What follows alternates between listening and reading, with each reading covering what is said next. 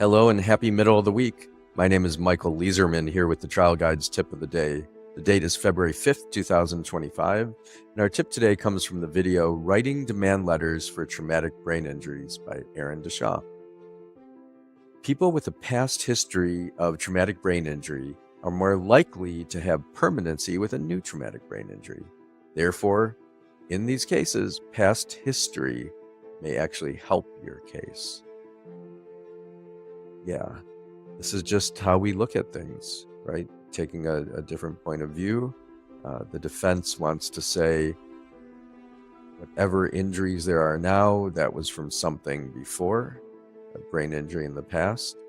And the literature, as Aaron's telling us here, says you're more likely to suffer permanent injury if you had a previous brain injury. I think we know this from concussions, right? That's why they say, you have one concussion, it's bad. You don't want a second one, you sure don't want a third one. There's some kind of a cascading effect, at least as far as I understand it. So you want to learn the history. And I think this applies not just to brain injuries, right? There's the eggshell client doctrine. If you start out in a certain condition, you take the person as you find them before you've injured them. There's also the idea of aggravated injury. So in any case you have where maybe it's a car crash where the defense is, well, you couldn't have had this injury from that car crash. You couldn't have hurt your knee with this kind of impact. And besides, this person had a knee injury before.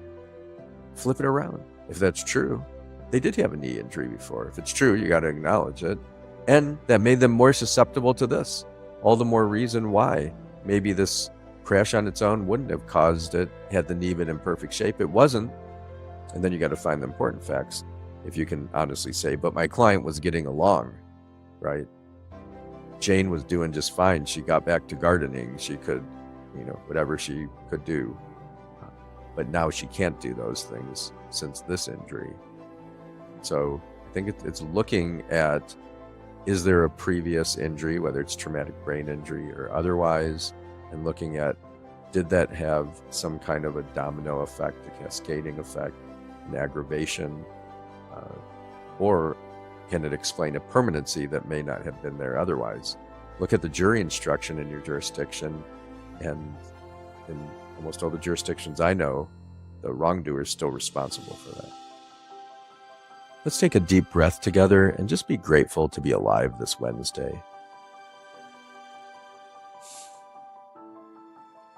May the work we do today help to reduce suffering in the world. May it help repair the world. May our work show that law can be a unifying and guiding force for good in this world. May we fiercely and compassionately champion our clients' causes. I'm going to ring a bell 3 times now.